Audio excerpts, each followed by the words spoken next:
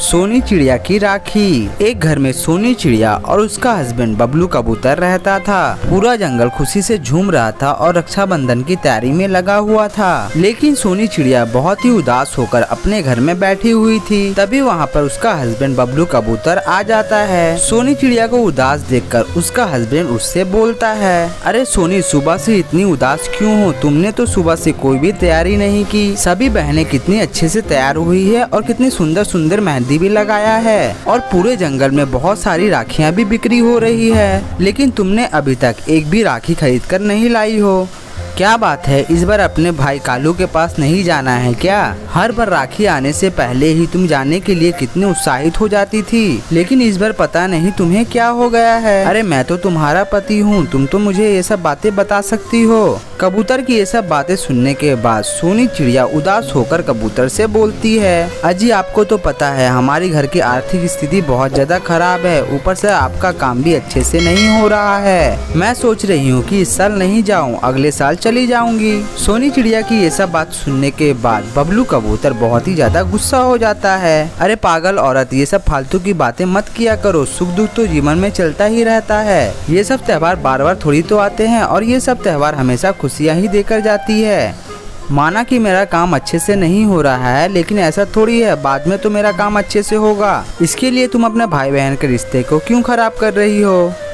लेकिन फिर भी सोनी चिड़िया अपने भाई के घर जाने के लिए राजी नहीं होती है। बबलू कबूतर सोनी चिड़िया को बहुत ज्यादा समझाता है, लेकिन फिर भी वो जाने के लिए राजी नहीं होती है और बबलू कबूतर अपने काम के लिए निकल जाता है। बबलू के जाने के बाद सोनी चिड़िया बहुत ज्यादा रोने लगती है।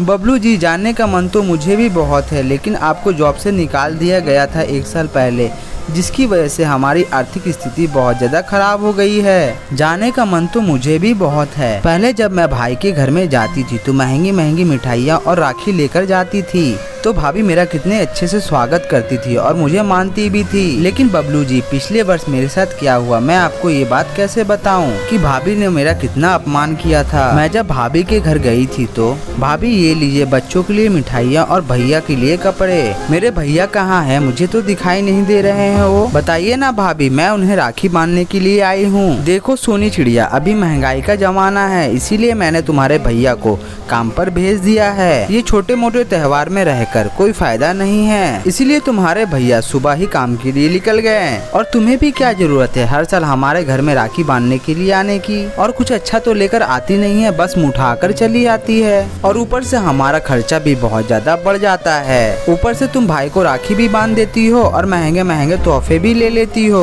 क्या हमारे घर में पैसों का पेड़ लगा हुआ है? तुम एक काम करना, अगले साल से अपने भाई को राखी बांधने के लिए हमारे घर में मत आना। अपनी भाभी की इतनी कड़वी कड़वी बातें सुनने के बाद सोनी चिड़िया चुपचाप अपने घर वापस आ जाती है। फिर से वो अपने भाई के घर में जाकर अपना अपमान नहीं कराना चाहती थी, इसीलिए सोनी चिड़िया ने ये सब बातें ना अपने भाई को बताया था और ना ही अपने पति को। वो बस ये सब बातें याद करके रोती रहती थी। देखते ही देखते राखी का त्योहार आ जाता है। सोनी चिड़िया अपने कमरे में बैठकर बहुत रो रही होती है। तभी सोनी चिड़िया के दरवाजे के पास कोई आता है और दरवाजा खोलने के लिए बोलता है। जब सोनी चिड़िया दरवाजा खोलती है तो वो देखती है कि कालू कौवा उसका भाई उसके घर आया है। कालू कौवा के आंख में आंसू होते हैं और हाथ में मिठाइयाँ। अरे कालू भैया, आप यहाँ अचानक? आपने मुझे एक बार बताया भी नहीं कि आप आ रहे हो। पिंकी, तू तो ये भूल ही गई थी कि तेरा भाई भी है। मैंने तुम्हारा बहुत देर तक इंतजार किया, जब तू नहीं आई तो मैं तुम्हारे घर चला आया। पता नहीं ऐसी कौन सी मुसीबत आ गई थी जिसकी वजह से एक बहन अपने भाई को राखी बांधने के लिए नहीं आई, इसीलिए मैं अपने बहन के घर में खुद राखी बनवाने के लिए आ गया। और ये जरूरी नहीं कि हर बार बहन ही भाई के घर आए राखी बांधने के लिए, भाई भी राखी बनवाने के लिए बहन के घर तो आ सकता है। बहन अगर नाराज हो तो उसे तो मनाने के लिए भाई को तो आना ही पड़ेगा। हाँ हाँ भैया, आपका जब भी मन करे आप मेरे घर में आ सकते हो। और ये बात आपको किसने बोल दी कि मैं आपसे नाराज हूँ? देख सोनी बहन, मैं सारी सच्चाई जान गया हूँ। पिछली बार जब तू मेरे घर में आई थी और मुझे बिना राखी बांधे हुए ही तू अपने घर चली गई थी, तो तेरी भाभी ने मुझे ये बोला कि तूने राखी डाक से भिजवाई थी और साथ में चिट्ठी भी भेजी है कि तेरा हाथ तंग रहता है और तू खर्चा करके मेरे घर मुझे राखी बांधने के लिए नहीं आएगी। मुझे ये सब बातें सुनने के बाद बहुत ज्यादा दुख हुआ था सोनी, लेकिन मैं तुम्हारी भाभी के बातों में आ गया। तभी वहाँ पर सोनी चिड़िया का हस्बैंड बबलू कबूतर आ जाता है। वो सोनी चिड़िया से बोलता है कि जब मैं घर में नहीं था तो तुम अपनी मन की बात बोलकर रो रही थी, तो मैंने तुम्हारी सारी बात सुन ली थी कि तुम्हारी भाभी ने तुम्हारे साथ कितना गलत किया है। तभी मैं तुम्हारे भैया के पास गया और उनको सारी बातें मैंने बता दी। तभी कालू कौवा सोनी चिड़िया से बोलता है, सोनी बहन शिकायत तो मुझे तुमसे भी है। तुमने अपनी भाभी की बातों में आकर अपने भाई से मुंह मोड़ लिया। तुमने एक बार भी नहीं सोचा कि तुम्हारा भाई तुम्हारे बिना कैसे रह पाएगा। नहीं नहीं भैया, मुझे माफ कर दीजिए, मुझसे भी बहुत बड़ी गलती हो गई। भाई बहन का प्रेम तो अमीर गरीब और धन दौलत से बढ़कर होता है। हाँ बहना, तूने ठीक कहा। मैंने तुम्हारी भाभी को भी समझा दिया कि अब हम दोनों भाई बहन के बीच में वो ना आए। उसके बाद दोनों भाई बहन एक दूसरे को पकड़कर रोने लगते हैं। अरे अरे सोनी, अब तो रोना बंद करो, अब तो अपने भाई को अच्छे से राखी बांध दो। उसके बाद सोनी चिड़िया प्यार से अपने भाई को राखी बांधती है और खुशी खुशी अपने भाई के साथ रक्षाबंधन मनाती है। और ये सुंदर सी कहानी यहीं पर समाप्त हो जाती है।